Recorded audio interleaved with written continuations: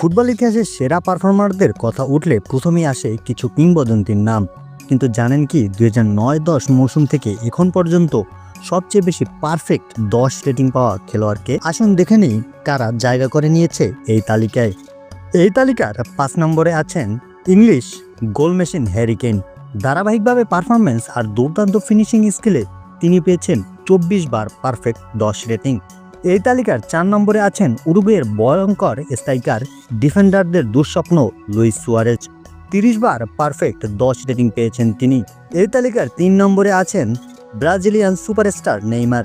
Skill আর ড্রিবলিংয়ে প্রতিপক্ষকে গোল খাওয়ানোর ওস্তাদ। তিনি পেয়েছেন 33 বার পারফেক্ট 10 রেটিং। এই তালিকার 2 নম্বরে আছেন পর্তুগিজ মহাতারকা ক্রিস্টিয়ানো রোনালদো। অবিশ্বাস্য ফিটনেস আর গোল করার ক্ষুধা তাকে এনে দিয়েছে 38 বার পারফেক্ট 10 রেটিং।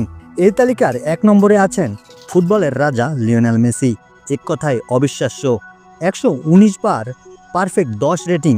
এই মানুষটা মাঠে নামলেই যেন জাদু দেখায়। ফুটবল ইতিহাসের সেরা পারফরমারদের এই তালিকা দেখেই বোঝা যায় কেন এরা কিংবদন্তি। আপনার মতে কে সেরা? কমেন্টে জানান। ভিডিওটি ভালো লাগলে লাইক করুন।